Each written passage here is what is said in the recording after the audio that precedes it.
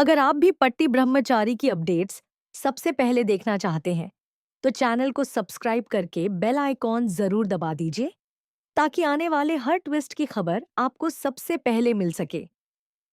दोस्तों, पति ब्रह्मचारी की कहानी अब ऐसे मोड़ पर पहुंच चुकी है जहां हर नया एपिसोड दर्शकों की धड़कनें बढ़ा रहा है।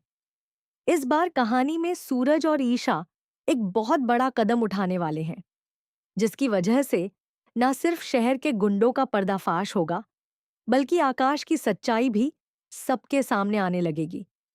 आज के प्रोमो में आपने देखा होगा कि कुछ खतरनाक गुंडे मीशू को किडनैप करने की कोशिश करते हैं और उसी दौरान ईशा पर भी हमला कर देते हैं। लेकिन दोस्तों, ठीक उसी समय वहां सूरज पहुंच जाता है और दोनों की जान बचा लेता है। दरअसल शहर में लगातार बच्चे गायब हो रहे होते हैं। हर दिन किसी ना किसी परिवार का बच्चा अचानक लापता हो जाता है, जिसकी वजह से पूरे शहर में डर का माहौल बना हुआ है। चूंकि सूरज उस शहर का आईएएस ऑफिसर है, इसीलिए वह खुद को इस मामले के लिए जिम्मेदार मानने लगता है। उसे बार बार यही लगता है कि आखिर अभी तक वह इन गुंडों को पकड़ क्यों नहीं पाया। यही वजह है कि सूरज अब पूरी ताकत के साथ इस गिरोह को खत्म करने का फैसला कर चुका है।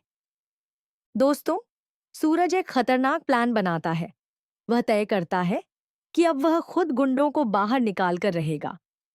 इसके लिए वह बच्चों को सुरक्षित निगरानी में रखकर जाल बिछाने वाला है, ताकि जैसे ही गुंडे किसी बच्चे को उठाने आए, वह उन्हें रंगे हाथों पकड़ सके। लेकिन फिलहाल कहानी में सबसे ज्यादा इमोशनल और दमदार सीन तब देखने को मिलेगा जब सूरज ईशा और मीशू को बचाने के लिए गुंडों से भिड़ जाएगा। दिखाया जाएगा कि ईशा अपनी आंख में लगी चोट की वजह से काला चश्मा पहनकर मीशू के साथ मार्केट घूमने जाती है।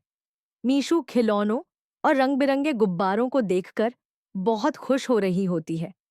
वह बार-बार ईशा से नई चीजें दिखाने की जिद कर रही होती है। लेकिन तभी दूर खड़े कुछ गुंडों की नजर उन दोनों पर पड़ जाती है। गुंडे सोचते हैं कि चूंकि ईशा ने काला चश्मा पहन रखा है, शायद उसे ठीक से दिखाई नहीं देता होगा। इसीलिए उन्हें लगता है कि इस बच्ची को उठाना बेहद आसान रहेगा। इसी बीच खेलते खेलते मीशू थोड़ी दूर चली जाती है और मौका मिलते ही एक गुंडा उसे पकड़कर ले जाने की कोशिश करता है। अचानक खुद को किसी अजनबी के हाथों में देखकर मीशू जोर जोर से चिल्लाने लगती है। उसकी आवाज सुनकर ईशा घबरा जाती है और बिना कुछ सोचे उसकी तरफ दौड़ पड़ती है। लेकिन तभी दूसरा गुंडा पीछे से आकर ईशा के मुंह पर बेहोशी वाला कपड़ा रखने की कोशिश करता है। वह अपने साथी से कहता है कि तुम बच्ची को लेकर भागो, मैं इसे संभालता हूं। तभी दोस्तों, बिल्कुल फिल्मी अंदाज में सूरज की एंट्री होती है। सूरज जैसे ही उस गुंडे को देखता है, वह तुरंत पहचान जाता है कि यही आदमी पहले गुब्बारे बेचने का नाटक कर चुका था और एक बार उसके हाथ से बच निकला था। इस बार सूरज का गुस्सा 7वें आसमान पर पहुंच जाता है। वह बिना एक पल गंवाए सीधे गुंडों पर टूट पड़ता है। मार्केट के बीचों बीच जबरदस्त फाइट शुरू हो जाती है। लोग डरकर इधर-उधर भागने लगते हैं, लेकिन सूरज अकेले ही सभी गुंडों की बुरी तरह पिटाई करता है।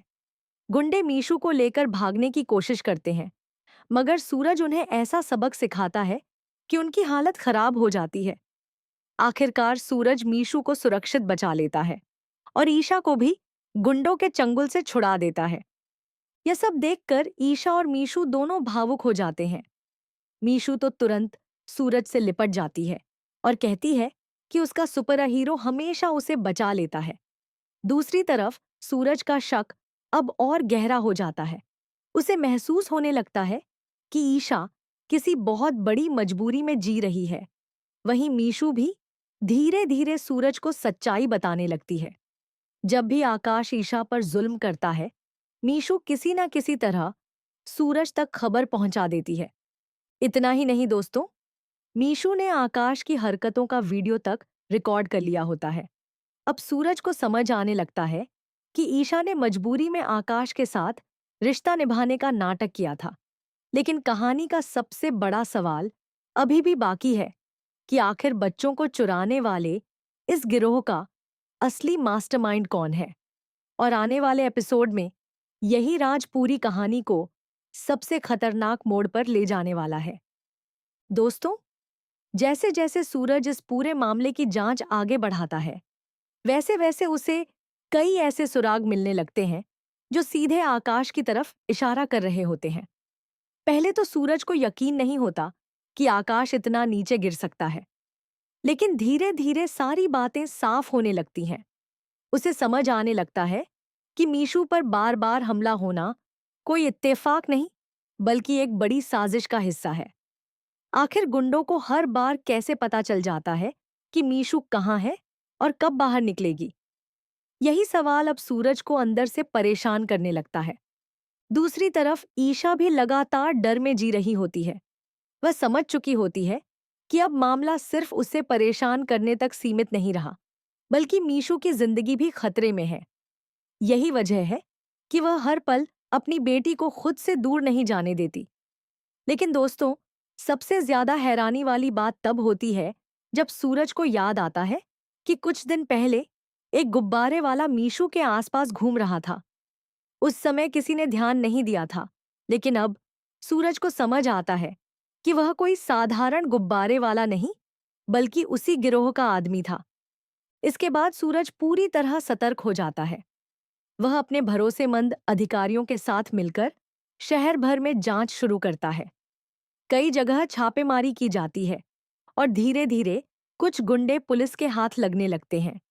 पूछताछ में जो बातें सामने आती हैं, उन्हें सुनकर सूरज के होश उड़ जाते हैं। गुंडों में से एक आदमी गलती से आकाश का नाम ले देता है। अब सूरज को समझ आ जाता है कि इस पूरे खेल के पीछे कोई और नहीं, बल्कि आकाश ही है। दरअसल आकाश को यह बिल्कुल पसंद नहीं आया था कि मीशू ने स्कूल में सूरज को अपना पापा कहा, पीएपी कहा। वह अंदर ही अंदर जलने लगा था। उसे लगने लगा कि धीरे धीरे ईशा और मीशू दोनों उससे दूर होकर सूरज के करीब जा रहे हैं।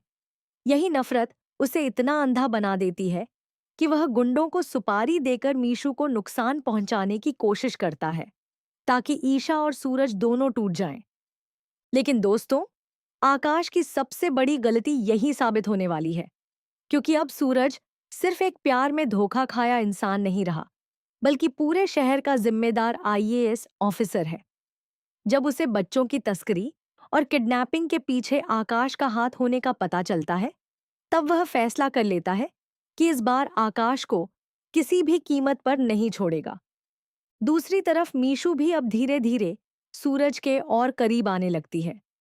वह हर छोटी बात सूरज को बताने लगती है, यहाँ तक कि एक दिन वह सूरज को आकाश की करतूतों का वीडियो भी दिखा देती है। वीडियो देखकर सूरज का खून खौल उठता है।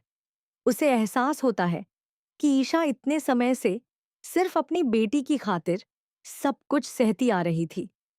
इसके बाद कहानी और ज्यादा इमोशनल हो जाती है।